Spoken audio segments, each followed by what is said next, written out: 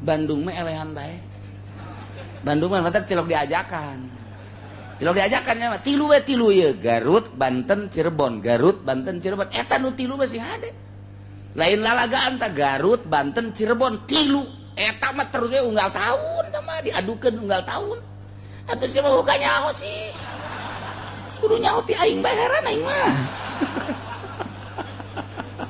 Guruna kukula mun dibejakeun ngaran-ngaran aya. Ngan moal kula Banten nyaho, Cirebon mau Garut mah nyaho jasa, perguruan nukuar nyaho jasa. Cirebon nyaho, eta. Tadi unggal tahun tren nya. Tilok aya Tangerang ngilu, tilok aya Tangerang. Cuman cekolot baheula sing hade ngalawan Tangerang mah sebab Tangerang mah Tikoro. Beda Tikoro mah atuh, hartina Tikoro atuh kabeh ge leumpangna kan melalui Tikoro. Banten neuk ka Garut liwat Tangerang asup heula ka Tikoro. Lamun teu pamit di Tangerang eles ya. Kudu pamit. Ser nu boga Tangerang. Bandung, Garut, Cirebon, deuk tarung di Banten tetep kudu pamit heula ka Tangerang. Lamun teu pamit eleh bae kajen kukumaha ge. Ieu lah pergaiban teh kos kitu. Jadi kalau mun menganut ilmu pergaiban, urang deuk ka Banten aya 4 nu kudu disalaman. Hiji begitu urang asup ka Serang, di dinya aya nu ngageugeuh. Kadua asup ka Banten di dinya aya nu ngageugeuh. Begitu urang deuk asup ka Kesultanan aya deui asup urang ka jero Kesultanan. 4 tak urang mun deuk ka Banten teh. Terus siapa ngadaharan saoma lulus sih. Tilok sulam salam. Tuh teh jawabanna. Nah, ieu ge keur carita ilmu Banten. Banten tetep ndek tarung jeung Garut di Tangerang kudu hatur salam heula. Uluk salam heula. Teu uluk salam enggak sokana mah kajen 1 juta kali ilmu Banten rarang sadan dibawa ke Garut. Rarang sadan geus hiji baca hiji berbagai hiji permainan jeung permainan eleh bae. Kitu kene Garut deuk gaduh di Banten teu pamit heula. Atuh disepakan ku urang Banten. Jadi ai boga permainan menteu ngan boga pataluka. Dia tuh mending eta. Lamun lain kita wali Allah ieu moal hayang urang ngadengikeun. Coba ge coba urang maca koran ku hari. Koran Tangerang teh naon ngaranna? Tangerang sia naon ngaranna? Ngomong atuh. Koran Radar baca ku urang. Paling nu ngadengikeun tiluan. Obatan liwan lah kos kitu ieu. Tuh malah yang ngadengkeun bangsa buatan Pasek malah yang ngadengkeun radar, ngadengkeun satelit, ngadengkeun pos kota, ngadengkeun Kompas, Merdeka tah mah sapoe baca jumpa majikanana keur meulahan lauk jeung naon eta dikata tanggakeun bungkus tah koran tah. Jika ini mah dibeli dibaca pakai bungkus, iya batu wani orang pakai bungkus pasti boleh lalagaan. Kitab buatan wali nyaksian ya kurang dideng baca, haju kurang didengekeun, atau pan dia jadi saksi, utawi iku jadi saksi nunyin mah, atau nutinyin ge, atau nyaksian nunyin utawi kadinya tah, nunyin iku, geus. Ngadengekeun wan wali mah teu maot buating sohibul kitabna ieu musannifna nyana keur hadir di dieu. Ulah dikira baheula abah ngaji Ihya Ulumuddin ba'da magrib minajul abidin. Ba'da magrib keur meujeuna dibahas aya belah dieu tah belah kulon jelema make jubah kasep eureun keur ngaji teh eureun kunaon ngaji tapi terus deui nyileuk ke belah kaler ka dieu eureun deui ngajina gitu eureun deui ngaji deui terus diuk pe di dieu di kaler tah nyana ngaji we almarhum Abah Minhajul Abidin ba'da magrib telila terus eureun beres ka jero belila deuk salat isya nanten nu biasa 8:30 ieu mah datang ka jam 10 santri teh lila ngadaguan karena keluar geus terus we ngaji-ngaji sababaraha poe kula nanya kejadian tersebut teh gua eta cenah waktu keur ngaji teh Imam Ghazali hadir coba eta tuh ieu buat teh hadir di belah mana meureun teh nya dideulekeun we nyangan nyana paling neulekeun ka nundutan nyana ye tah budak teu nganggap cenah ka aing sial jasa masyaallah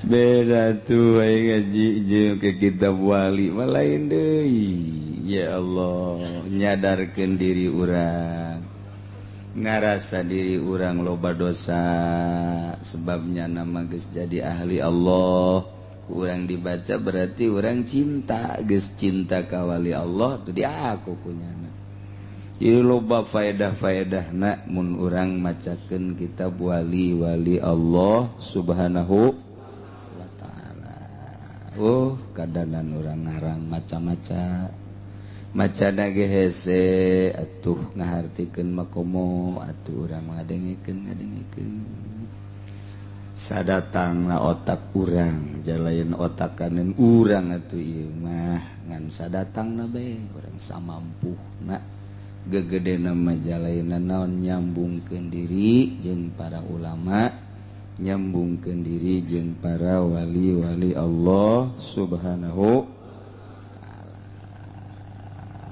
komo ieu mah kuari ngaji anu geus teu kapake ieu hukum-hukum teh teu dipake di negara urang mah ngaji bab kisos padahal nas walil qisasi hayatu ya ulil mun di hiji nagara dilaksanakeun jelema zina dihad zina muson ranjam maling potong leungeuna jelema anu maehan paehan deui teu kudu aya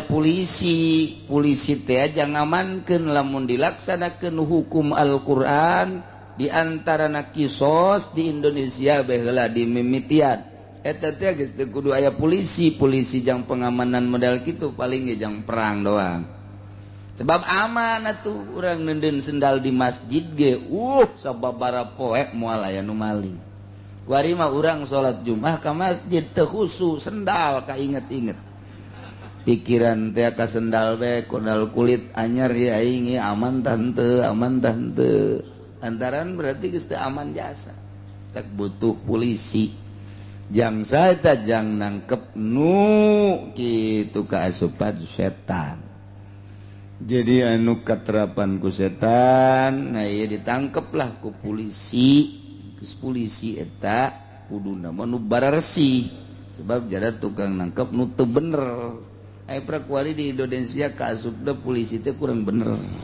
di mata masyarakat teh polisi ge kurang bener nu bener atuh mah nu bener di mata masyarakat polisi jore jasa heran di bagus-bagus gitu teu daek bagus jadi magusan kene abri di mata masyarakat teh abri mah rada deres padahal mah polisi eta gede jasa fungsina tapi tetep di mata masyarakat jore bae hese eta meureun namun teu make helm pentil rusak 5.000 teu aya SIM 200.000 nego jadi 50 bahkan bisa 50 bisa 25 itu tah eta gara-gara kos kitu tameureunna nentah jadi bejore di mata polisi bahkan leungit motor leungit ulah ka polisi lah geus kudu lapor kunaon emang lapor ongkon neangan teu aya dicecer duit deui eta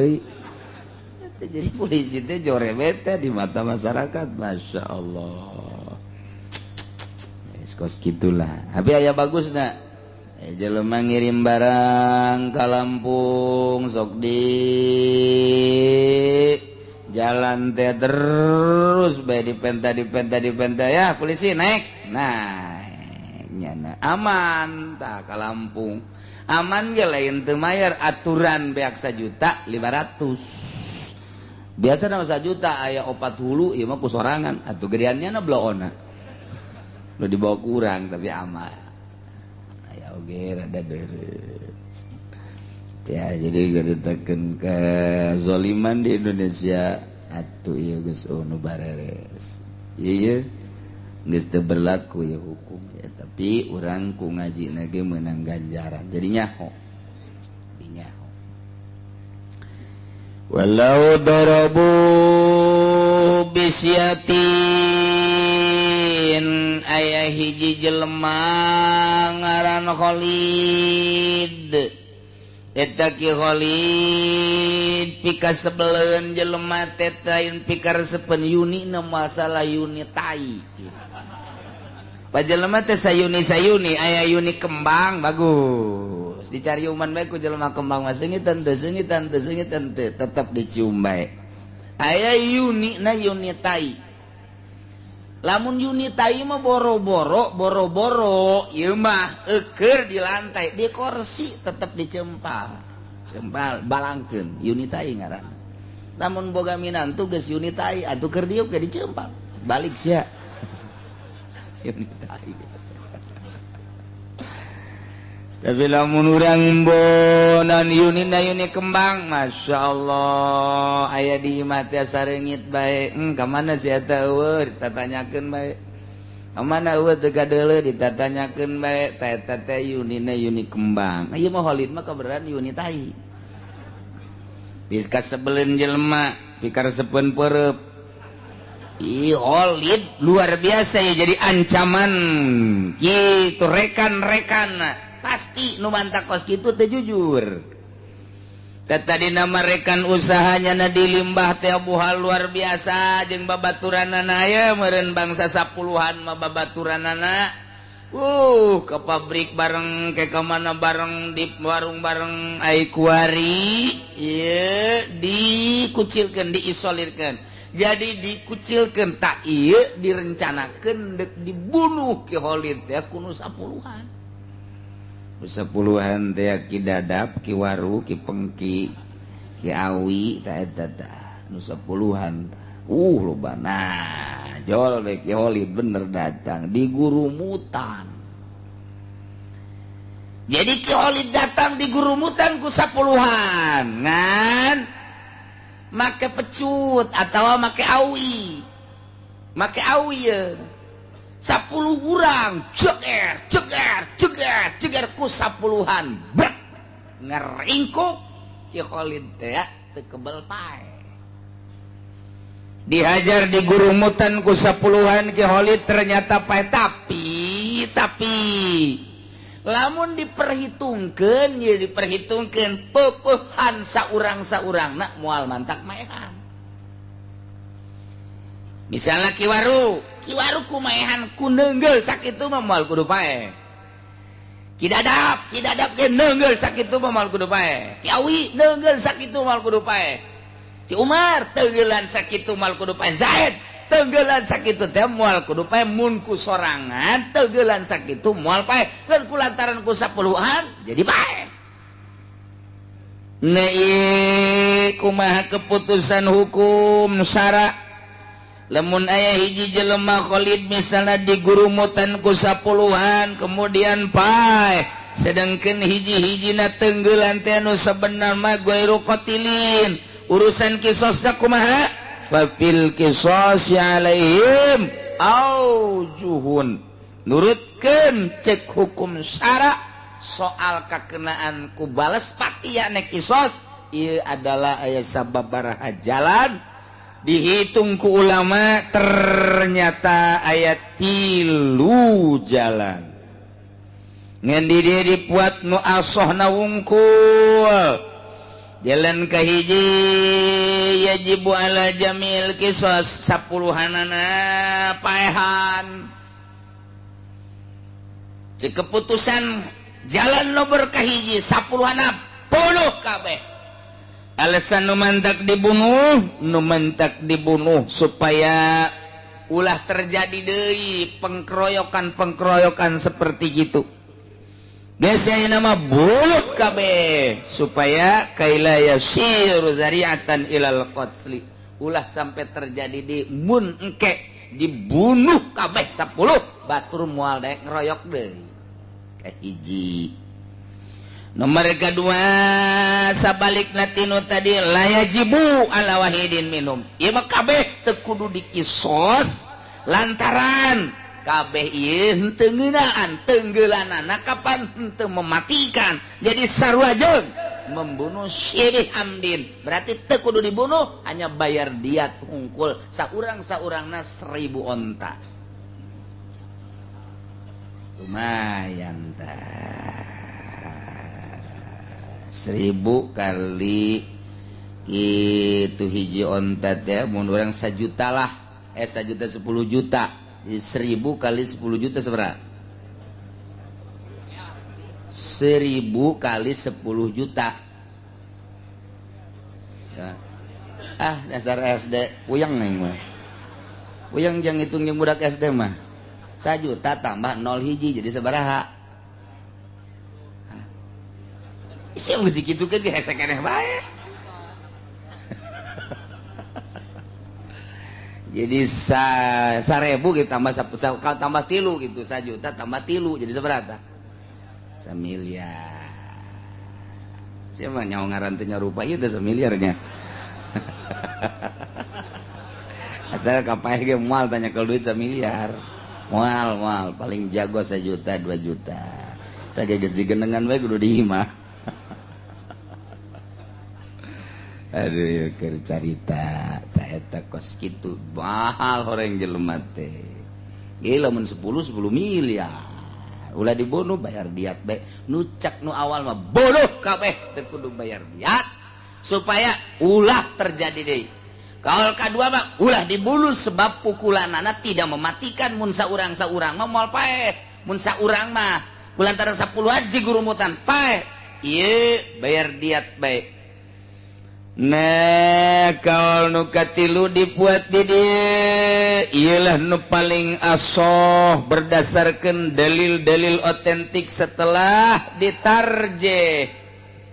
Eseta lamun urang nyaritakeun tarjeh panghese-hesena narjeh. Sebab neangan kaul nu paling kuat. Tuh, mentak Ibnu Hajar mah jago jasa ahli tarjeh manehanna. Ieu putus kieu. Oh. Ieu putus kieu. Eta teh lamun jelema geus kos kitu luar biasa otakna.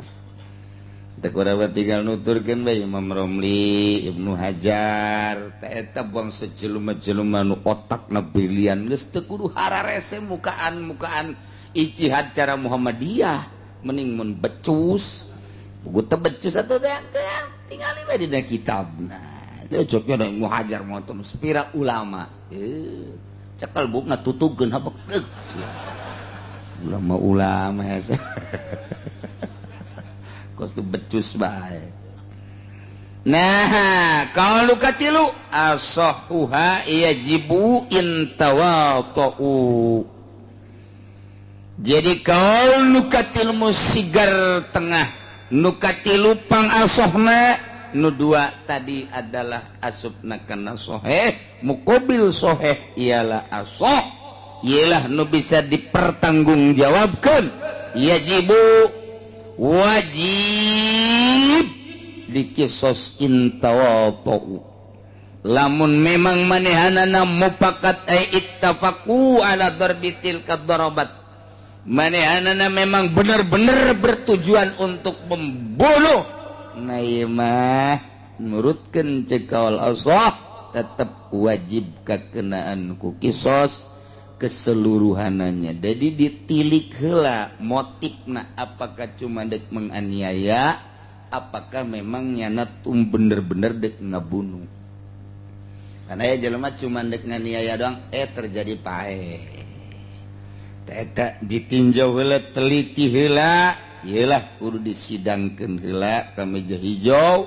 Setelah diteliti dari hasil penelitian mengarah karena tawatu ieu bunuh kabeh supaya ulah terjadi pengkeroyokan deui. Kuari dibalikeun, lamun tadi dikeroyok hiji jelema kulobaan eta keur carita 10. Mulaina mah ti 2, ti 3, ti 4, ti 5, ti 6 datang ka 10 atawa 50 atawa 100 sarua bae. Atawa salembur ngeroyok hiji jelema paeh atuh salembur kabeh. Bunuh. Ya teu kumaha atuh asalnya neunggel kabehan. Bunuh bae kabeh. Ya Allah. Cenah kula mah nganepak doang atuh sia teh naonan make nepak segala. Bunuh bae kabeh bae. Ya Allah. Ya Rabbi. Salembur kosong talembur tah.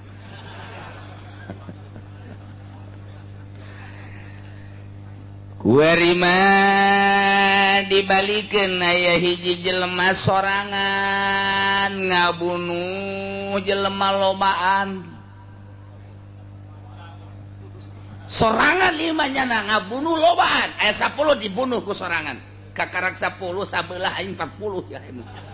Sabelah ieu 40 sia mun hayang nyaho mah.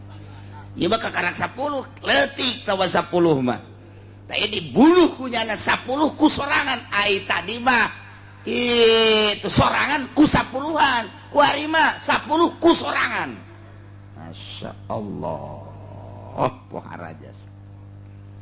Emang pantes jelema sorangan ngabunuh 10 ge lamun okos Sayyidina Umar. Sayyidina Umar mah ieu kumisna ge ta gambaran dina kitu caritana hikayatna ti dieu gede ka dieu makin leutik ka dieu mecut. Jampang jago Betawi mah can sakumaha. Ka dieu wah anu Sayyidina Umar. Jeung carang seuri Sayyidina Umar. Jawara seuri teu jore jawara seuri we. Kos algojo wae atuh lain algojo wae. Dipilih badal algojo teu nu tilok seuri. Tilok paling ge nya mah mesem sabelah. Tah ieu si Umar ieu teh kacekel ku sorangan. Pepeuteyanan lamun dikitukeun teh teu nempel. Urang mapan ku sorangannya kecekel. Ku gede jasa berarti. Seter Sayyidina Umar, Masya Allah. Dedeg pangadegna nu luar biasa. Wah, moal aya di Mekah tenarna Sayyidina Umar. Sieun kabeh Sayyidina Umar. Jadi lamun Sayyidina Umar geus nampiling, dak kelenger. Sayyidina Umar, sakitu can make menyem-menyem eta. Oh, kok make menyem-menyem. Tah ieu ge aya hiji jelema gagah maehan lobaan. Ki Khalid tatadina kabur ti lemburna haju ka ditu ka Banten belajarnya na di Ciseeng. Waduh luar biasa penca Ciseeng teh atuh. Ngagelok deui ka dinya tata Karawayan. Oh harap tati Cibeong meureun terus ka dinya nya. Permainan geus bisa pucuk umun satungtung deuleu. Pokona mah angan keluar tina syariat eta ilmu kos kitu mah tah. Karawayan teh kos kitu nya. Aing moal ngaganggu ka dia ulah ngaganggu kang aing. Cak Rawayan tuh dia ngaing-ngaing. Itu tah bahasa Rawayan mah cakeun. Aing bakal ngelek ku dia ngan tetep aing bakal perang jeung dia. Bahasa Rawayan eta kos kitu. Sebab aing boga ilmu pucuk umun 40 imah ku aing bisa salengkah. Tetep aing eleh perang ngan tetep aing kudu perang wae jeung dia. Tolol tuh coba. Eleh geus nyaho tapi perang wae. Urang teh bakal perang deui ti mimiti Tangerang, Serang, Pandeglang. Tah kadinya ka Cibeong. Tah eta mah kabeh bakal perang bae. Mantap ieu kuari nyana ka dieu dagang naon kitu ngaranna madu sagalana. Eta teh jana keur nyelidik jalan. Lain dagang-dagang deui ge atuh deuleu sejarah Banten. Emang kumaha gitu. Supaya engke nyana nyaho jalan mun di pasar Kemis ka dieu di etek ka dieu mantap nyana mah lain sadagang karuyuk ge nya dagang karuyuk. terus baik punya nata cek jana gay dia ulah ngaganggu ka ngaing-ngaing ulah ngaganggu ka dia ngaing-ngaing pokokna mah aing bakal eleh cenah mun perang jeung dia tapi aing mah bakal perang bae jeung dia jeblon teh eta iki holid ta beres tamat ta cici seeng jeung cici beo ku hari ka Cioma sadigo saya salah sedikit golok wadidinya luar biasa geus asup ka jajaran kitu baju hideung-hideung termasuk Haji Podol aya di jonona di dinya hideung-hideung teh manu atut ku hari mah teu Kiai Gurun asup kadinya blonnya blon cek kula mah teu Gusti Allah ragu alah can puas keneh bae Haji Mande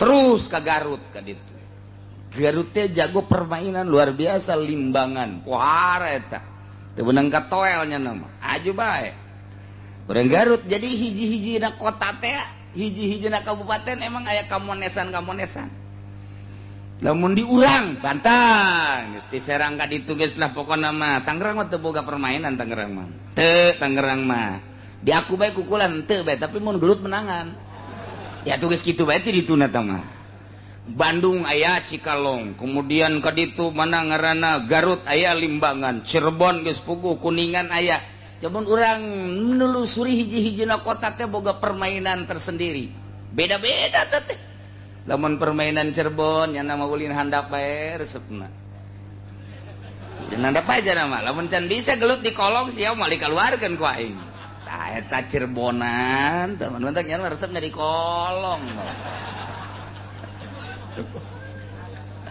Cirebon lamun Bandung gayana bae heula ditiheulakeun ai gelut mah kumangke bae Bandung tah panjenengan mah jago acting atuh di dituna ge metak Paris peranan gitu ngarevan Java Bandung teh ahli mode mentaknya nama pohara ai timbul ti Karawang tapi nu ngembangkeun urang Bandung lamun geus permainan Bandung gitekna pohara jasa tah eta tanya apa pokona gelut mah deuk eleh deuk menang sabodo asal penampilan eta Bandung ngaranna nu kos kitu tah lamun Limbangan teu Garut telasnya nama pan cicing bae pan ngahaneng bae tapi terus bae nya nama disepak urang cicing bae engke nya geus ngap-ngapan nyekal deui sepak deui ku urang ngancleng engke nya geus ngap-ngapan nyekal deui tolol teh coba eta Limbangan tah pokos kitu aya diadukeun sataun sakali Banten jeung Limbangan Banten jeung Garut permainan Banten jeung Garut diadukeun satahun sakali perguruan pencat ya Bandung mah elehan bae Bandung mah mata tilok diajakan nya mah tilu ye Garut Banten Cirebon Garut Banten Cirebon eta nu tilu mah sing hade lain lalagaan tah Garut Banten Cirebon tilu eta mah terus we unggal tahun tah mah diadukeun unggal tahun atuh sia mah buka nyaho sih kudu nyaho ti aing bae heran aing mah guruna ku kula mun dibejakeun ngaran-ngaran aya kan moal kula Banten nyaho Cirebon mau Garut mah geus nyaho jasa perguruan nu kuari nyaho jasa Cirebon nyaho eta tah dis unggal tahun tren nya tilok aya Tangerang milu tilok aya Tangerang cuman cekolot baheula sing hade ngalawan Tangerang mah sebab Tangerang mah tikoro beda tikoro mah atuh hartina tikoro atuh kabeh ge leumpangna kan melalui tikoro Banten neuk ka Garut liwat Tangerang asup heula ka tikoro lamun teu pamit di Tangerang eles ya kudu pamit ser nu boga Tangerang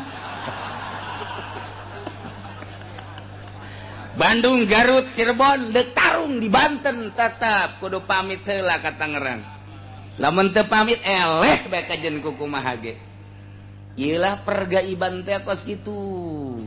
Jadi kalau mun menganut ilmu pergaiban urang deka Banten aya 4 nu kudu disalaman hiji begitu urang asup ka Serang didinya aya nu ngagegeh kadua asup ka Banten didinya aya nu ngagegeh begitu urang dek asup ka Kesultanan aya deui asup urang ka jero Kesultanan 4 tak urang mun dek ka Banten teh atuh siapa ngadaharan saoma lulus sih tilok sulam salam tuh teh jauh nah iya ge keur carita ilmu Banten tetep ndek tarung jeung Garut di Tangerang kudu hatur salam heula uluk salam heula teu uluk salam geus pokona mah kajen 1 juta kali ilmu Banten rarang sadan dibawa ka Garut rarang sadan geus hiji baca hiji berbagai hiji permainan jeung permainan eleh bae kitu kene Garut dek ngadu di Banten teu pamit heula atuh disepakan ku urang Banten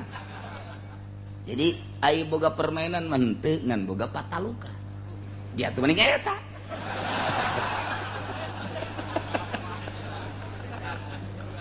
aduh Gusti Allah lagu keur carita ilmu kadugalaan model kitu ieu ka mana ya Holid gara-gara nama ye guguru jadi jagoan Ki Holid teh nah kuari Ki Holid sorangan ngabunuh 10-an teu sabaraha ngan ngabunuhna teh murotab hiji-hiji taruh ka dieu sia ceger bak modar ka dieu sia ceger modar nu hiji ka dieu dak modar nu hiji deui mah diomeh sia nek sanasib sia jeung itu atuh da kumaha ayo gebugan heula ai cansak kumaha teu karasa modar murotab hiji pae kabeh datang serse ya, tangkep Ki Holid bawa ke Polsek Pasar Kemis Polsek sieun dinya mesti ngamuk bawa ke Polres gesieun bawa ke Polda nah diinterogasi lah di Polda keputusan aya di hakim setelah disidang taya menurut hukum syara kumaha ieu wa man qatala Holid maehan jaman 10-an atawa 20-an atawa 30-an atawa salembur muratab hiji-hiji tetap eta Holid kutila buluh ngan ieu anu kan kewajiban KPG kan ieu hayang ngabunuh Ki Holid nu mana ieu nu mesti ngabunuh ka Ki Holid teh bi awalihim nupang awalna nu dibunuh eta lah nu berhak untuk membayar pati balas pati nupang heulana dibunuh saha ternyata nupang heulana dibunuh teh Ki Zayed keluarga Ki Zayed lah nu berhak untuk membunuh Ki Holid nu sejen mah atuh aya geus dibunuh mah nya dipaehan deui jangan sakali pan atuh paeh mah geus teu meunang dicaca geus paeh eta nu kaditu nu 9-an deui diat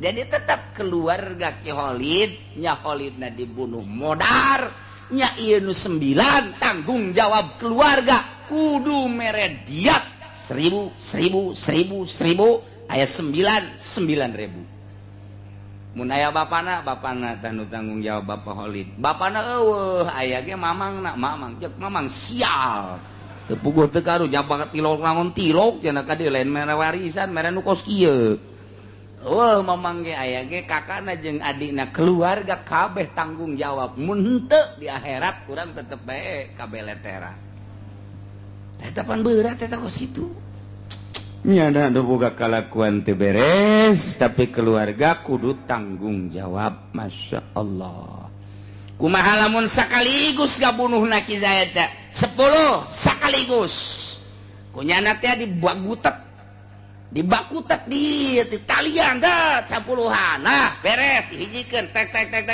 langsung pedang budak sakaligus kumaha lamun Ki Holid gabunuh damaan sakaligus saha ieu anu kamistian kewajiban malas isos malas pati fabil qur'ah maka ieu mah kudu diundi sebab nu awal nu akhir tina 10 undi keluarga ngundi kabeh tek tek tek tek tek tek begitu diundi nah keluar Ki Umar anu kudu ngabunuh na ieu nu sejen 9 walil baqina ad-diyatu sasesana bayar diat kultu cek simkuring balau qatalahu gerul awal ketika nu ngabunuh nanti kudu nu awal sakumaha nu tadi prakuari mah bertindak nu kadua nu katilu aso doraka tetep bahkan wawaqa'a qisasan terjadilah kisos walil awal diatun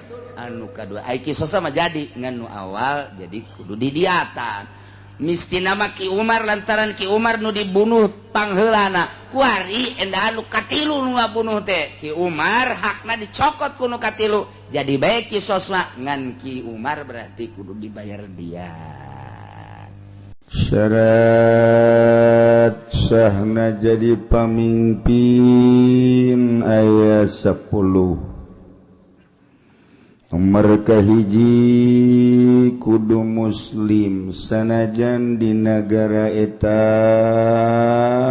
campur aduk lantaran hukum anu paling diakui tindakan nu paling ngeunaheun ialah tindakan-tindakan Islam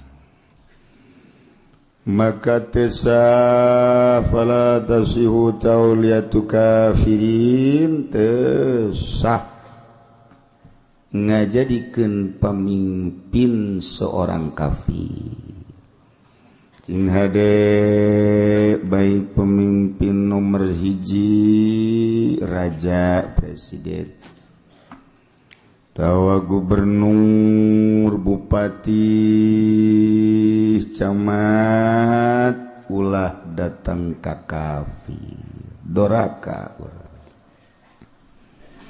nomor kedua kudu mukallaf jelema lamun teu mukallaf budak misalna edan misalna boro-boro dek mimpin urusan batur sadalah dirina ge urusan jadi kudu bener-bener nu mukallaf ulah budak ulah nu edan di urang memukalap ngan bertingkah kos nu edan malah ngaedan-edan maneh gitulah di negara urang perbaiki gerak ulah sampaikan ke urang ngadenge presiden urang gubernur urang bupati urang camat urang mabok hilang akal gue mukallaf atau main poleca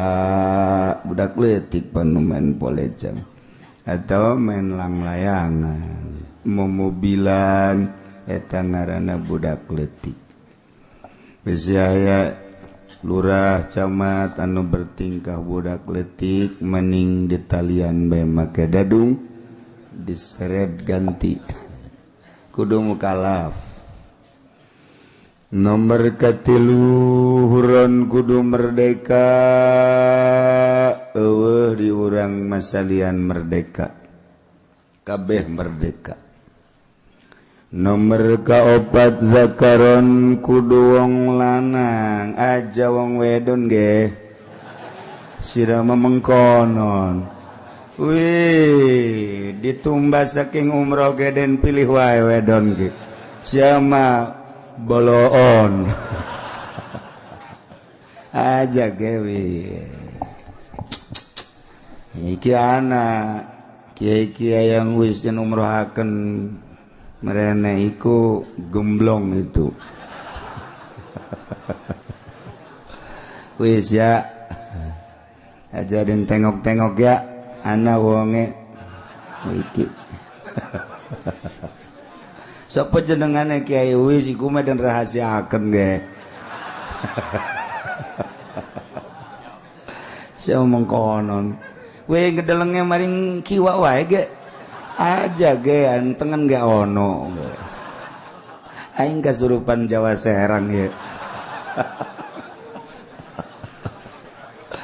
aja wong wedon ya dosa iku widi mengkonon serang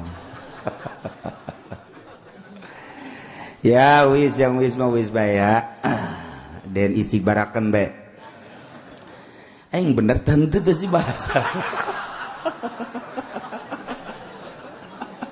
halo Kusir Kiai bisa bahasa Jawa santri di dieu tah aya urang Jawa kronjo ono mau kono serang ono ai peuting teh nya sok ngobrol ku aing didengekeun ai ge sok aja yang seuri guguran melumpat geus kadengen ku nyana aduh cek nya aing telok ngintip meureun maksudnya neulehan ge mana nu keur ngaji Quran mana nu keur wiridan didengekeun wih akeh mah yang ngobrol baca celaton bae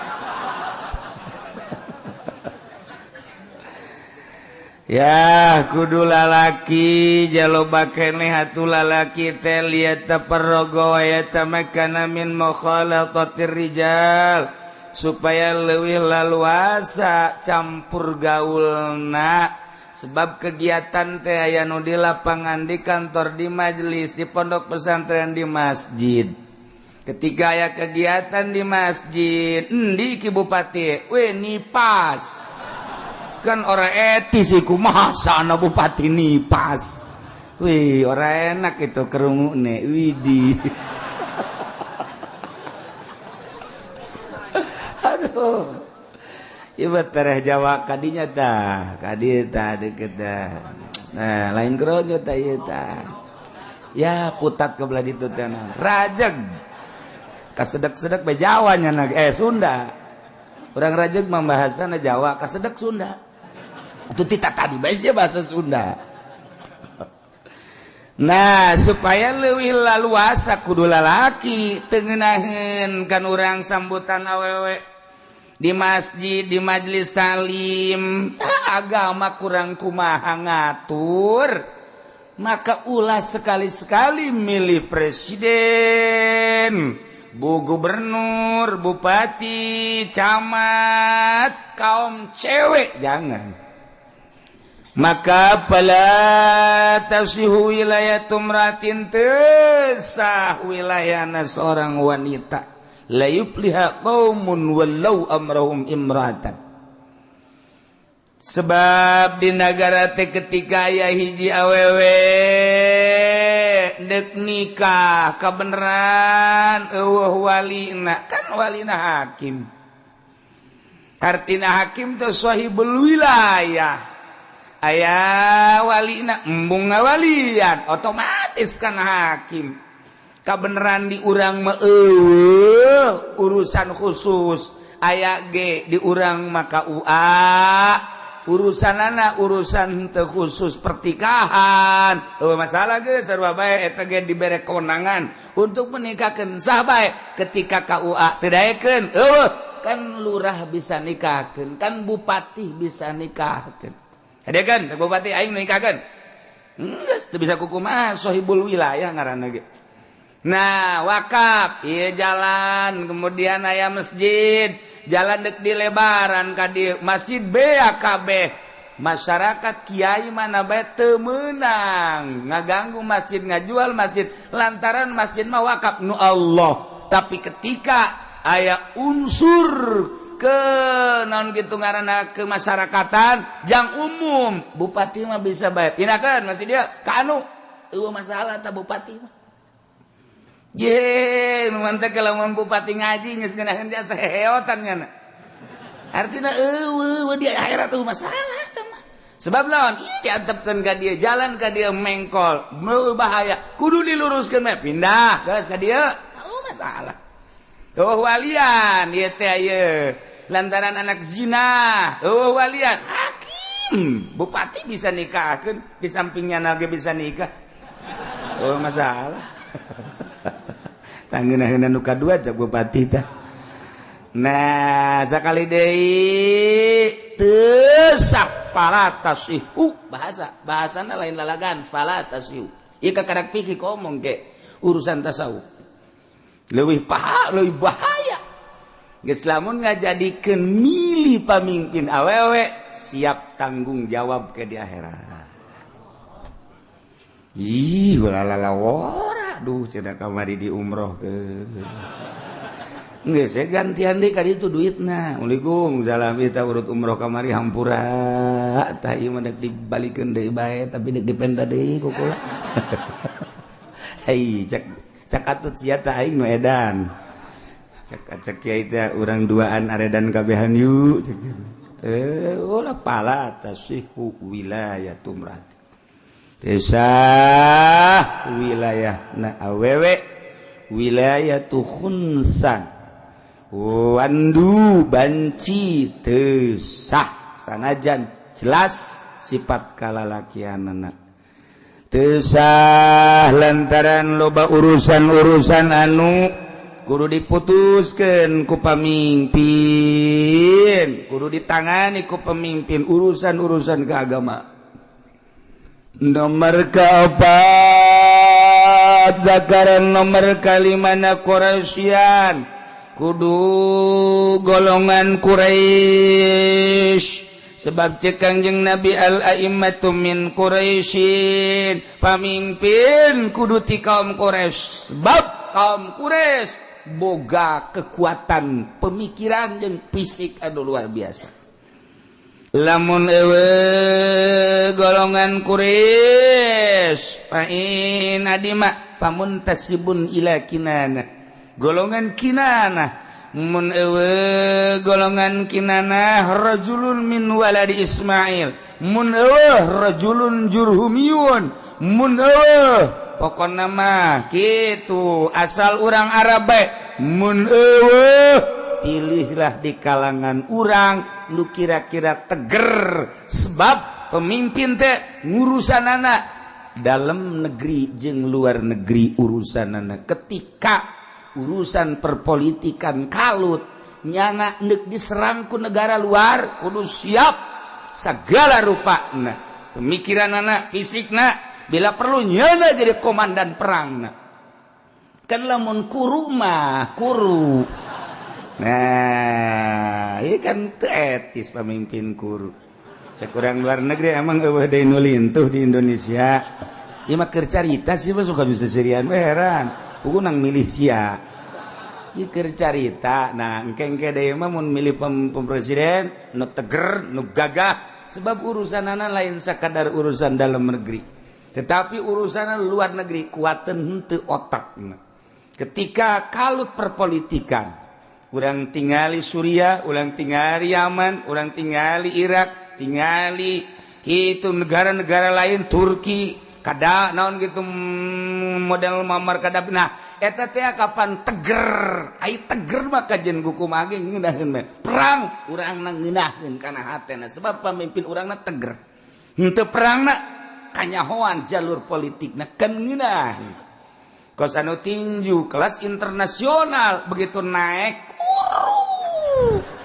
geus lah cak urang paehan bae TV ye kunaon geus malah menang kajeun kumaha ge mending dibantingkeun ieu TV-na kunaon lawanna buleudeuh aya nyana kuru jasa ieu mah teu kudu main tinju geus diudag-udag ge diudag-udag paeh teh heula ieu mah eta kan kos kitu da ieu pamimpin teh lain lalagan leuwih tibatan eta emang kumaha gitu mendak kudu bener-bener anu boga turunan Quraisy teh maksudna mah boga turunan adu mun cara kotok naon eta kotok naon leler jadi jangan mah geus dipacokan ge batur eureun macok kongkorongok sia cak kotok teh cak nu sejen kongkorongok bebek pacokan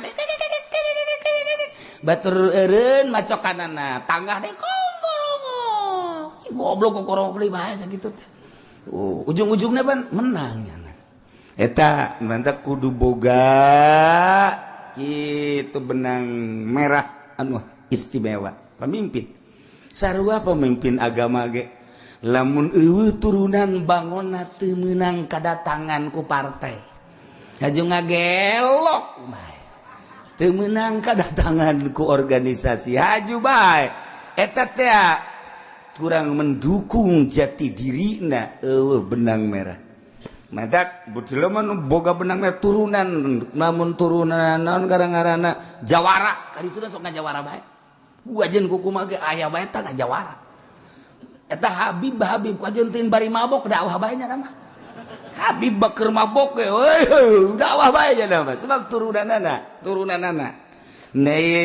lamun turunan mimpin ka dituna eta naon kitu ngaranna aya talenta kepemimpinan tanu mantak ieu Quraisyan teh maksudna boga talenta aya turunannya lantaran di urang mah bangsa keturunan model Quraisy Kinana Jurhum dan lain sebagainya geus bae teangan jalur anu teger jang memimpin sebuah negara baik Imamul Azam nomor 1 atau gubernur bupati deuleu urat-uratna ulah sambarangan kadeun hebat tapi teu boga urat moal beres kadeun kukumaha tetep kudu nu boga urat kepemimpinan.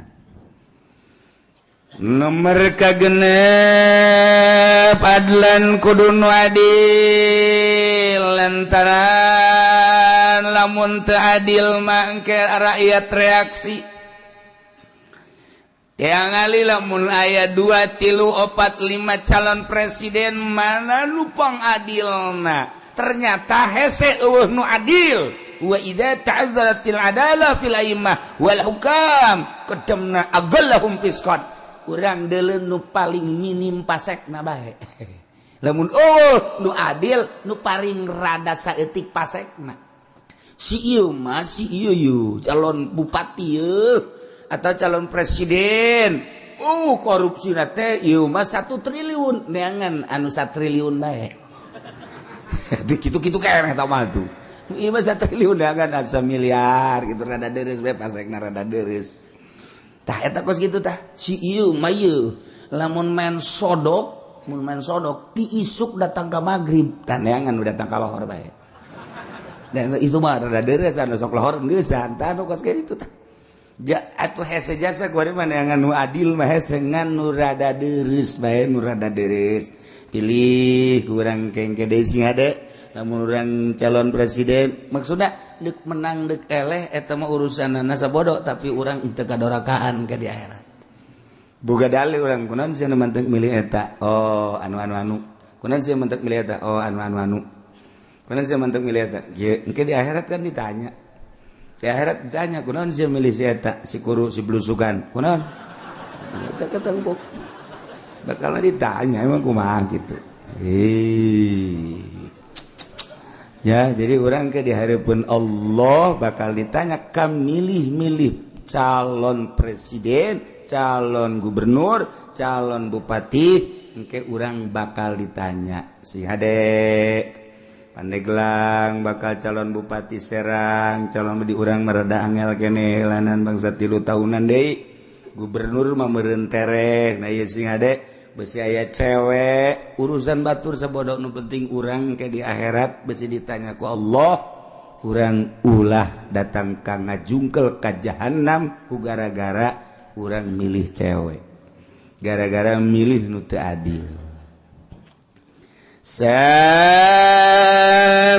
nomor ke-7 kudu mujtahidan jelema ahli ijtihad berarti pinter aliman mujtahidan supaya nyana nyawen kana hukum-hukum jeung urusan manusia ketika aya nu patali jeung hukumnya geus boga pemikiran sorangan sebab pinter tanpa menta pemikiran-pemikiran kanu sejen walaupun nyana menta pemikiran tapi nyana hanya untuk mempersamakan atau yang nyoba doang kumaha ieu coba bawahan aing nyana geus boga aturan sorangan nurutkeun cek Al-Qur'anul Karim nurutkeun cek hadis Kanjeng Nabi kaul ulama jadi bener-bener nyana teh boga wawasan urusan keagamaan ngeunaheun kena nu patali jeung politik nyana geus boga wawasan patali jeung perekonomian nyana geus boga pemikiran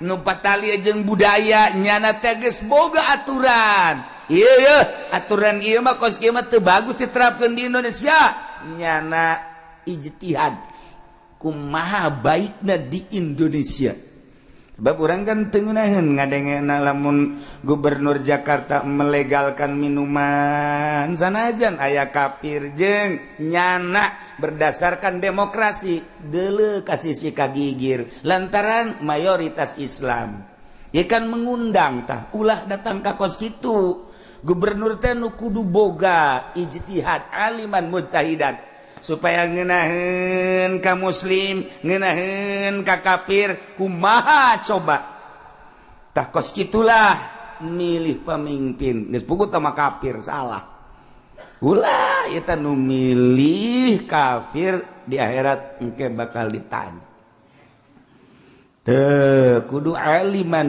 mujtahidan. Kemudian baheula di Banten emang ku bahas sejarahna di Banten ke zaman Syekh Yusuf eta teh Kesultanan Banten dikuasai kapan ku Cina nu bantak eta teh lambang-lambangna teh lambang Cina malulu lantaran nu mendominasi perekonomian jeung perpolitikan teh Cina baheula teh zaman sabada Maulana Hasanuddin di zaman Maulana Hasanuddin dia Cina teh terlibat kemudian di zaman Syekh Maulana Yusuf putrana Cina sangat dominan perpolitikan jeung perekonomian mun urang maca sejarah Banten ketika aya seorang Cina anu diikuti ku masyarakat lantaran brilian otakna tentang politik jeung perekonomian anak nyana dipilih ku masyarakat Banten supaya nyana memimpin Banten dengan syarat masuk Islam nyana mantap pernah dipimpin ku Cina Banten teh gan asup Islam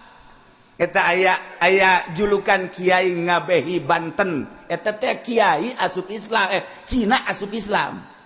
Nanti begitu maut musyawarah kabeh di mana dimakamkeunana ieu lantaran nyana geus membawa keistimewaan Banten keistimewaanna di antara naon hubungan jeung Perancis hubungan jeung Inggris hubungan jeung Belanda perekonomian Banten teh sangat istimewa lantaran di dinya teh loba hasil bumi di antarana pala kemudian kayu kemudian kalapa eta teh anu diekspor ieu ka Perancis tu diekspor ka Inggris ka Belanda ka Amerika Banten teh luar biasa gara-gara aya kiai ti Cina asup Islam atuh deuleu kadi itu deuleu atuh leluhur urang masyaallah mantap lamun aya kiai ngabehi eta teh kiai Cina asup Islam Banten zaman Syekh Yusuf matak begitu maot jana sebab geus mengangkat Banten maka kiai tersebut di mana dimakomkeunana lantaran nyana keturunan Cina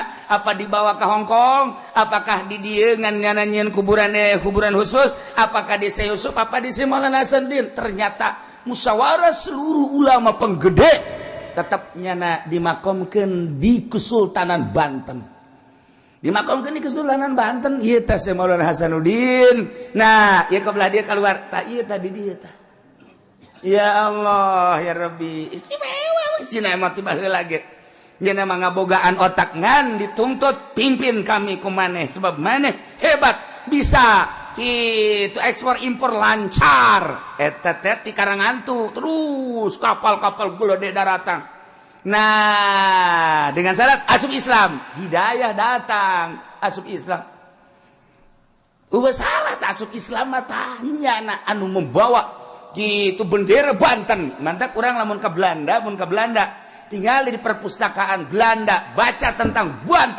Banten teh lebih terkenal daripada Indonesia di perpustakaan Belanda coba ge ka ditu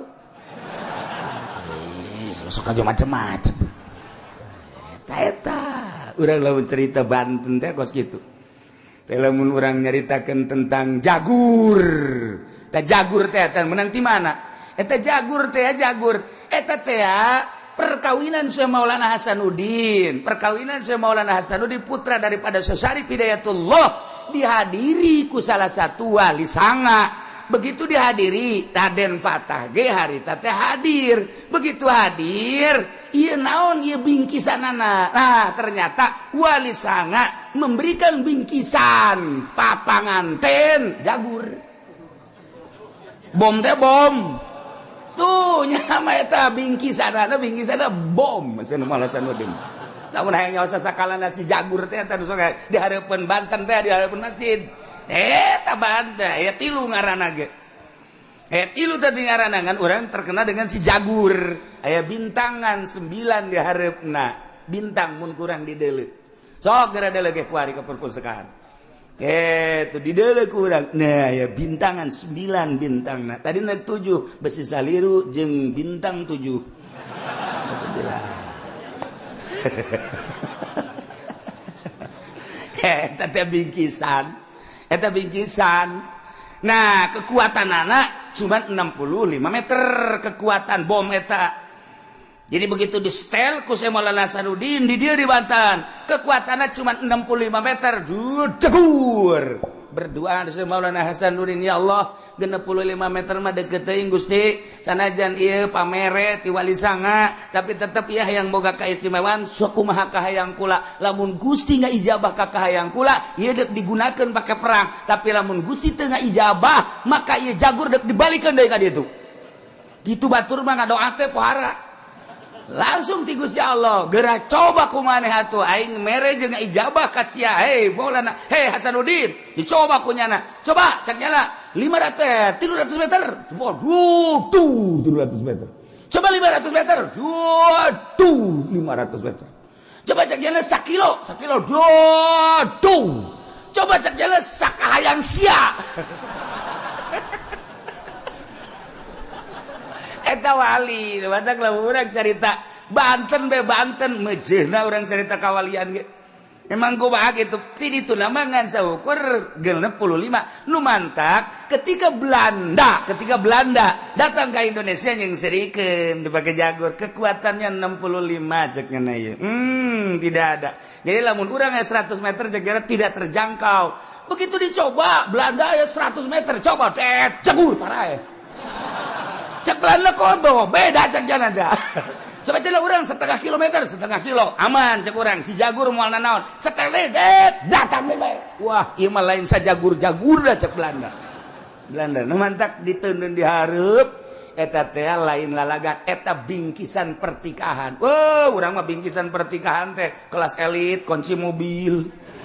Bawa mobil batur mah. Kelas rada handap ka belah dieuna, wow setelan belah dieuna ka belah dieuna segala kipas angin.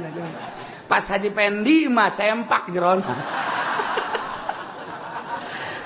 Teu beres penghinaan teh mah sebenarnya. Nah, eta urang keur carita si jagur Banten. Huluhanganan eta teh bingkisan pertikahan Syekh Maulana Hasanuddin. Sebab pamajikan anak keturunan wali sanga.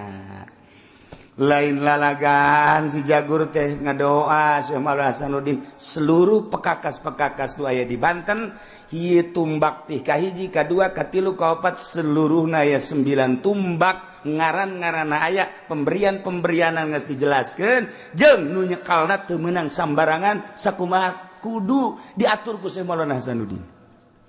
Ieu keur carita belah dieu Syekh Maulana Yusuf eta Cina istimewa asup Islam.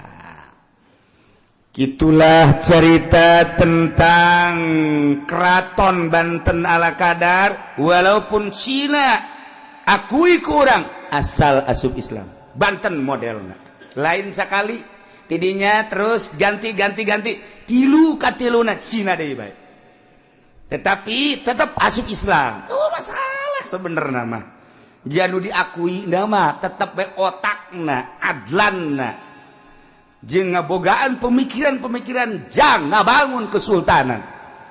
harita terus datang ke belah dia Banten encan bangkit deui kemari ye zaman Syekh Amar Khatib minantu daripada Syekh Asnawi ti harita pat datang ka kuari encan bangkit deui datang ka kuari encan sultan nu araraya ieu teh sultan barariasa bae sebab naon henteu pernah neuleuh secara gaibna nu dideuleuh hanya kesultanan kerajaan zahirna bae padahal batinna kudu kumaha kitulah cerita tentang kepemimpinan ieu ge mujtahidan sujaan kudu anu gagah ulah anu beleye meng pelehe terasa kurang boga pamimpin ngomong teu jelas awak meng pelehe boro-boro dek diperangkeun atuh ieu mah balap lumpat biasana ngajengkang ti heula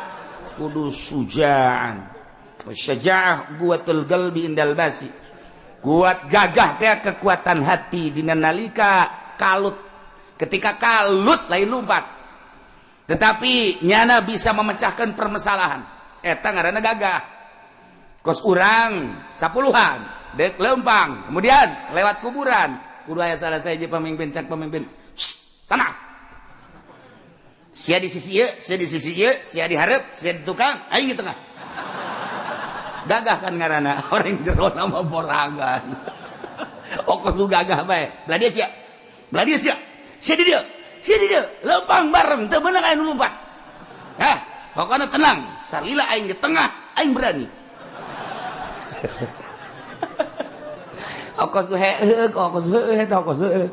orenganan di jero nama lu suka gancang teuy mun kono eta menang bas ieu lumpat pemimpin teu bagus begitu bretak lompat kawehan teu bagus kudu lompat daon sia lompat pemimpin mah tegar dos sia lompat aing mah moal aing mah kajian kok eta ngaranna gagah begitu batur lalumpat nya mah henteu tungguan saja mau bae horeng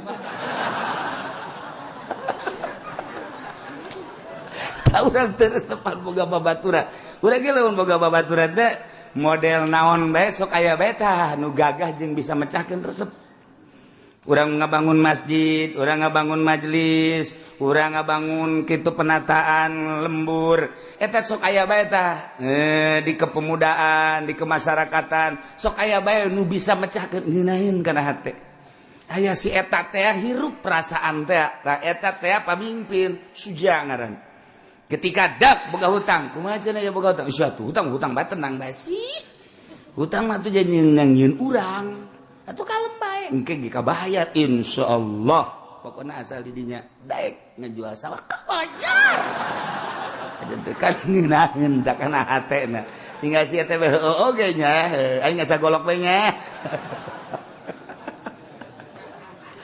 jadi kira urang lamun lempang di nu poe kan aya anu gagah mah tenang ulah sieun mun aya anjing atuh sapira anjing nyana-nyana urang-urang sih deui ngeunaheun kana hatena urang itu beusi aya ririwa dilok anu paeh ku ririwa dilok aya paling pinsan masalah geus ngeunaheun kana hatena ieu mah lamun Pak Kiai urang lewat kuburan jadi kumaha mangkana dinya sok aya ji kumanya kumaha tah menurut Pak Kiai ngendong bayu pada eta kiai beng peleh eta kos kitu mah geus ulah dijadikeun pamimpin tah kiai kos kitu mah nya sama bangsa ngendong bae kitu lah tah leutik wawan eta mah nyalian tah kiai kos kitu kiai urang lewat dieu di ditu sok aya garong garongna manggaring marogolok sok pestol ji kumanya urang hayang hirup keneh kan urang balik maningan ulah balik lah penting ieu lah teu bagus sak kiai teu bagus kiai itu sok aya garong mangganing aya golok apa ya mama geus wiridan hizib ti leutik pokona mah lain jang mama bae setiap nu bareng jeung mama mur ranteng di mama ayo aya nyau garongna sak bade kumaha sih pokona urang mun paeh babarengan nya sia ajak nu milu teh tetep mama ya karate geus asak silat geus mama mah hiber lamun silat teh mama Cimande atuh mama di Bogor dagang salak sabaraha taun ujianana geus pokona mah tenang Cikalong mama di Cikalong lila di ditu dagang es malah mama mah di Cikalong kalem pokona mah hayo geus berangkat jus wirid-wirida atuh ieu mama mah aya aturan wiridan zat heup salasar bekem geus cenah moal bisa calangap eta geus salasar bekem kan siana ulah calangap mun sia calangap itu ge nuturkeun calangap sia eta lamun aya anjing coba ge mun aya anjing wow salasar bekem moal daek gagonggong anu ieu teu muka mah aya anjingna mah tuh terus bae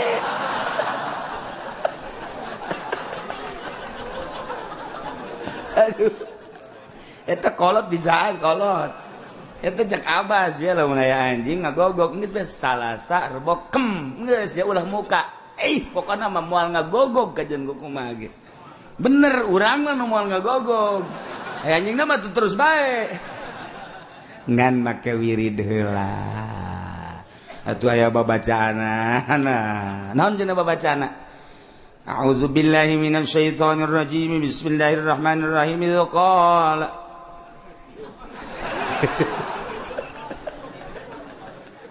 inni ra'aitu 11 kawkaban wasyamsa wal qamara ra'aituhum li sajidin salasar bokem geus jadi resep awewe ka urang nah ieu kudu sujan gagah deles sosok nu gagah engke resep urang boga pemimpin gagah tampil prima perasaan kemudian nomor ke-9 nazaroin ngabogaan pemikiran nu cemerlang yane yubdi ila siyasatir ra'ya wa tadbiril masalih dunyawiyah bisa utar atur dina politik jang kemakmuran rakyat jeung ngurus tentang kemaslahatan urusan dunia nyana cemerlang dalam mensiasati kemakmuran jang rakyat ketika rakyat teu boga kitu pausahaan nyana bisa menciptakan lapangan usaha ketika masyarakat ieu kesulitan bertani nyana bisa membuka lahan pertanian ketika kesulitan tentang kitu kemiskinan nyana bisa membuka tentang kitu menghilangkan kemiskinan ialah ngabogaan persiasatan nyana mensiasati kumaha bae carana supaya masyarakat ieu terangkat perpolitikan perekonomian perbudayaan kitu kene urusan-urusan pembangunan dan lain sebagainya sok ditenden kunyana menteri perekonomian anu citu tenden kunyana di samping nyana nu kudu boga wawasan ke arah seluruhna. Jadi lamun aya menteri nu salah nyana nu kudu negor pang ti heulaana sebab nyana pemimpinna. Menteri pertanianana nu kudu hebat, menteri perikananana kudu nu hebat, menteri perminyakan kudu nu hebat, nu bisa diajak kerja sama jeung nyana, nu dijual mah 100, nu dicokot 200. Kudu bisa kerja sama. Ih bener henteu si aing ngomong eta. Nah kos kitulah negara. Jadi ngeunaheun negara teh maju. Nginaheun ulah ngadagoan masyarakat lapor ka DPR lapor aya naon ye jalan di Pelakan Cau ulah datang ka kos itu coba hayang nyaho duit ambalayah jasa coba dok laporan aya kemacetan di itu ulah datang ka demo ka DPR memecahkeun lagi geus teu barerecos wari mah coba atuh jakabehan ge nyanaho ieu kumaha ieu cara mengenangani kemacetan bila perlu di jalur atau 2 jalan teh lamun masih kena 2 masih kena hese kena bae macet kena bae di tahap kurang teh jadi aya tahap hiji tahap 2 jalan teh kos imah bae kos gitu jadi kurang teh kitu disusun jalan anak ieu jalur jalan truk ieu paranti mobil angkot ieu paranti kos gitu jeung kula malah menjadi bupati bisa sih bener lain sombong lain bener saya mau bangun yang serikeun ka aing. Lamun endek lamun endek ngabeberes negara karasa ku masyarakat ge jaheueuh ieu pamimpin urang kajenting loba nu ngomong ge engke ge aya realisasi jaheueuh okos WH teh kajenting diomongkeun tapi nya nama kerja rapikan sanajan kasalahan jeung kakurangan loba tapi masyarakat dek ngomong naon jalan asal rusak hadean kantor anu lamun rusak hadean pendidikan anu teh gedungna hadean dek ngomong naon coba ayo dek ngomong naon sarean ngomong coba jahe tungtungna kan masyarakat oge nya ngomong mah ngomong bae tapi berangkat coba ge tapi kan aya rasa sanajan kasalahan jeung kelemahan mah tuh loba mun dibongkar mah anu teh tapi kan masyarakat dinilai ayalah realisasina jalan-jalan bae mah baragus coba nu kuari teu di kota teu di kabupaten komo di kabupaten mah bisa melak cau jadi empang segala rupa duit dikamanakeun eta teh nu mantak urang ngomong kos kitu kan nang milih urang mun aya mah ku urang ditejekel ieu tarang heuy sia nang milih aing goblok dikira digawena sia itu kitu kan ku urang sia tuh aing tanggung jawab jeung negara aing lain negara sia emang negara sia ieu cek aing kitu mah coba pimpin ku sia ka dieu keun emang aing hayang cek nya aing teh hayang meureun aing asal leuwih berat tibatan sia ke ge ieu bakal carita urang kan lamun meluapkan nurani urang kabeh ge karitu kan cuman terpendam baik boro-boro urang sebagai rakyat teu nyahona naon di tubuh birokrasi pemerintah ge ngaromong kieu amat sih perbandingkeun nyana jeung si anu kok kieu amat ngan nyana teu ngomong bae sieun bisi diturunkeun jabatanana dasar ondok kabehan makana urang makan keur ngaji milih pamimpinna engke nu rapih geus cek kula mangke tahun hareup lamun dek milih bupati deuleu ke calon aya sabaraha hiji bupatina bener-bener boga wawasan mun eueuh ulah aya bupatihan ini daripada acak-acakan mendingan deuleu engke kieu bae tuh cenah kiai kuari mah kiai bae coba ayeuna dek nyalonkeun sa tah lamun kitu aing boga calon Haji Pendi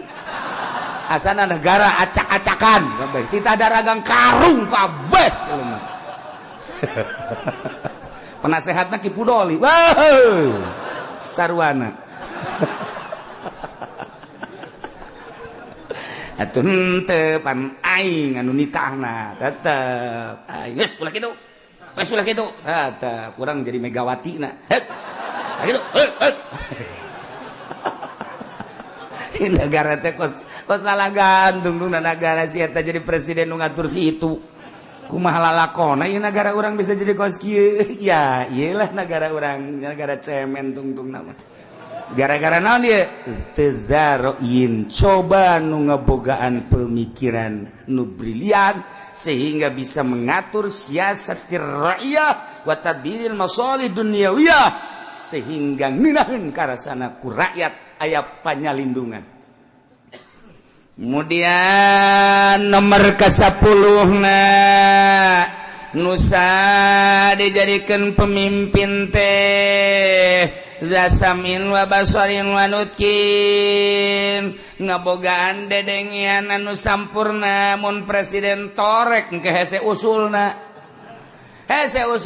tuh sebab nu torek boro-boro ngomong heuai pajar nanya nu torek bakal itu ya urang berhadapan di utara kurang heuai atas di ditu cenah heuy pugu aing heuai eta ulah datang ka kos kitu tah nah ieu kudu nu ngabogaan dedengean sampurna sebab naon nyana ngadengekeun mun RI 1 mendengarkan jeritan rakyat se-Indonesia sebanyak rakyat Indonesia kuari sabaraha 250 juta lah kertaro eta kadenge kabeh ceritan di provinsi anu kabupaten anu nyana ngadenge geus jana ngutus sebagai itu tangani dan lain sebagainya kudu boga dedengean ieu mah bangun kos dutu boga dedengean teh kitu kos bangun nyurudug bae kumaha nyana bae ulah kitu pemimpin mah basor boga dedelean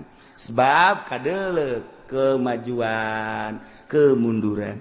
Nanti ketika Gus Dur diragukan karena buta, terus tarik ulur antara boleh dan tidak dari seluruh partai. Begitu Gus Dur dicek ke dokter, lihat kalau memang Gus Dur buta tidak boleh jadi pemimpin di Indonesia. Oke. Dokternya teh kira-kira anu ngecek mata Gus Dur lain dokter Indonesia, dokter di Amerika. Dicek. Begitu dicek ke dokter, ternyata neuleuh Gus Dur. Cek dokter tidak buta. Ya udah cek dokter, cek Gus Dur kalau jadi buta ya enggak apa-apa. Padahal aslinya kan buta. Eta wallahu alam kumaha eta. Mata kabeh kan bingung kan, tarik ulur kan sebab Gus Dur tuh buta. Masa pemimpin kita buta? Akhirnya dicek kan, kalau memang buta, saya jangan jadi presiden. Cek pakai dokter Indonesia, cek. Nggak sulah pakai Indonesia, sebab dianggapnya kerjasama Indonesia. Luar negeri, Amerika. Langsung di Amerika, dicek mata Gus Dur. Cek dokter Amerika, tidak buta. Dia melihat, cek Gus Dur ya gak apa-apa. Saya apa dia sih yang blon, ceknya. Dan gitu kan cek Gus Dur. Dia itu kekawasan Allah, wallahu alam. Nggak kubahamerin. Beres dinyatakan oleh dokter dari Amerika bahwa Gus Dur itu tidak buta. Ya udah kalau nggak buta, berarti sah kan? Iya, wayah lempang dituntun. Udah jadi bere lucu bae zaman Gus Dur mah. Datang ke Amin Rais kayak gideg. Amin Rais puyeng, Amin Rais kan nak ulahkeun teh Amin Rais jadi presiden nak. Gus Dur teh ulah tiada sebab buta. So, konsul sama dokter coba. Dokter udah diteangkeun deui ulah eta dokter cek Amin Rais. Untuk cek ulang dokter di Jerman. Coba dokter di Jerman cek ulang. Pakai alat. Begitu pakai alat bagaimana dok? Normal. Cek Amin Rais si dokter bloon kabeh. Hasilnya normal. Tilu dokter luar negeri. Guys, jadi dalam negeri mah aja aya adina keneh Umar Wahid pendeta teh adina dianggap henteu sah tah mah lamun make dokter pribadi mah. Guys, pokoknya dokter luar negeri, dokter Amerika, dokter Jerman, dokter di Singapura menyatakan Gus Dur tidak buta. Lempang tuntun. Wallahu alam. Eta urusan Gus Dur atuh ngaranna gabun awas. Teu nyaho aja urang begitu nyana ka ditu kalir boyo. Ulah kan di ditu aya. Langsung nyana isuk-isuk turun di kapal terus pidato. Begitu pidato anu kulah yang seri. Coba lihat katanya di halaman 2 Kompas halaman sekian. Saya baca tadi di Kompas, nyana bisa maca di mana? Ulah seserian bae eta si Gus Dur kumaha sih? Kayak kededegekeun we. Nu sebenarnya buta apa henteu teu wallahu a'lam. Kos kitulah ahli-ahli Allah mah. Ya Allah ya Rabb. Mantap kula sok inget ka eta teh eta. Aya jelema nu kamari didongengkeun teh nu diangkat jadi wali. Begitu kawin jeung hiji awewe pas magrib isya awewena ternyata bopeng. Bulede bopengna. Gede bopengna begitu mah gede cenah bopeng lain setik sakumaha tai dipacokan ku kotok we gitu. Bopeng apa arang. Aja kumaha nyana itu biasa bae. Nganti harita nyana bebeja ka pamajikanana hampura nengnya kunaon kakak mah kurang deuleu. Oh kurang deuleu. Jadi hampura kakak mah kurang deuleu. Oh eta kitu ana. Geus biasa sare mah sare. Bae kitu lamun pamajikanna dia sunyana maca Quran mah kisah kitab. Mun aya pamajikanna bae tipe-tipe deuleu. Terus bae salila hirup nyana teu nembongkeun mata deuleu sebab nyana ngaragangan pamajikan beusi pamajikan tersinggung mun nyana deuleu bahwa pipina bopeng. Geus nyana teh atuh pamajikanna pede bae di hareupeun salaki. Ye kitu aing teu kadeuleuan cenah bopeng ge. Geus pede bae di hareupeun salaki teh. Wow bertingkah sangeunahna nyana. Hatina sangeunah teh lalu asalah sebab salaki teu neuleu. Besar aja tua kemedak ge biasa bae. Lah teu lagi teu neuleu ieu. Eta kumaha eta? Selama rumah tangga nyana datang ka maot, horeng diangkat jadi wali kulantaran nyana nutupan ka isin pamajikan. Teu kudu di masjid bae jadi wali mah. Nah, orang pemajikan bopeng teu kadeuleu ja ku kakak mah. Asa herang bae sebenarnya mah. Tak kos kitu. Ngan bener-bener kitu na teh nutupan supaya pemajikan bungaheun bae lillahi taala. Ieu mah aya di hareupeun pemajikan kitu aya di tukang nyandung. Beres sama kos kitu mah oplo atuh. Ya teu ditawaran ge ku pemajikan kakak yang nyandung teu. Lah kakak mah hiji ge cukup bae jasa kieu geulis padahal bopeng. Jika emang begitu kula kadeuleun teu atuh remeng-remeng jadiana teh. Tepati kadeuleu asli enggak jadiana. Oh bener tah Kak? Bener Kak mah. Ieu cedan we di dieu kadeuleun teu. Henteu kadeuleun herang bae jadiana. Herang bae mah cedak kabeh meureun. Tanyana nutupan ka izin pemajikan sehingga diangkat jadi wali Allah Subhanahu wa taala. Masya Allah karim. Kudu ngabogaan pangdeuleu jeung pangucap bisa ngomong. Ulah presiden teu bisa ngomong, ulah gubernur teu bisa ngomong, ulah bupati teu bisa ngomong. Nu capetang ngomongna jangan bentangkeun tentang kemajuan jeung kemunduran negara terhadap rakyatna. Untuk menjelaskan tentang cara menaikkan kitu memakmurkan negara demi untuk kemakmuran rakyat. Kudu ngomongnya kiki dalilna nu mata kiki dalilna nu mata kiki dalilna nu mata kiki nah eta lah kos kitu kuduna presiden Mesir, presiden Jepang jeung presiden Indonesia nyana ngobrol bae tiluan prak diondang tah presiden Indonesia jeung presiden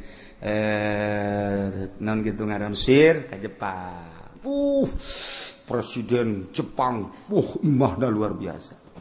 Susurian di tingkat 2 teh. Masyaallah luar biasa. Begitu seri ngomong, ieu bikin rumah begini. Seharusnya jembatan sono itu sampai ke sono. Tetapi saya potong dulu dah pakai ngebangun rumah ini. Jadi alhamdulillah berkat jembatan dipotong dulu oleh saya bisa ngebangun rumah. Iya bagus. Luar biasa. Guys, kunjungan ke Mesir.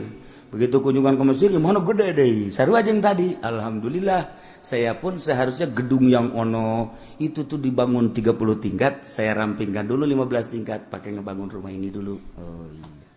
Bagus. Pas ke Indonesia. Imam presiden Indonesia pohara ngomongnya nak. Ini rumah gede amat. Seharusnya jembatan ada, tidak ada jeknya. Pakai ngebangun ini dulu. Parah Indonesia mah. Mesir orang rada deres. Jepang rasa setengah-setengah. Indonesia mah kakara rencana doang terjadi. Pakai ngebangun imah baik. Sial tadi Indonesia. Masya Allah. Jadi rencana kalut balulu coba di Tangerang. Rencana terjadi. Rencana terjadi. Jadi kos kitu teteh anekdotna teh. Eta teh lain angkula anekdot kos kitu besi pajaran angkula. Eta teh anekdot cek orang luar negeri kos seperti kos kitu. Kula di mana sih bisa? Wah, cuma teman nang kiai eta ai beneran pajaran aing atuh sabodo teh kos kitu. Ya Allah, rencana sejuta rencana pernah terjadi di Indonesia sebab eta teh kos kitu daripada dibangun jang rakyat meninjang imah sorangan. Masya Allah, naya mah urang mah keur ngaji syarat seorang imam, seorang pemimpin perlu dikajahukeun 10. Balikan deui sebab di urang bakal aya pilkades, bakal aya pilkada, bakal pilgub, bakal pilpres. Ulah sampaikan ka urang di sidang di hareupeun Allah, urang ngajungkel ka jahanam gara-gara salah milih.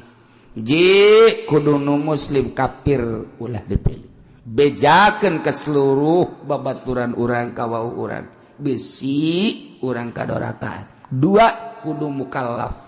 Ulah nu edan jeung ulah budak leutik. 3 huron nu merdeka ulah abid. 4 zakaron ulah cewek kudu lalaki. Nomor 5 kudu bangsa Quraisy yakni ngabogaan tereuh kepemimpinan turunan nomor kagendapna kudu adil, nomor ka-7 kudu pinter aliman mujtahid, nomor ka-8 kudu sujaan gagah, nomor ke-9 kudu zarain ngabogan wawasan tentang memajukan bangsa jeung negara, nomor ke-10 pangdenginan normal, pangdeleunan normal, pangucapna normal. Wacan akidul ibadah wallahu a'lam.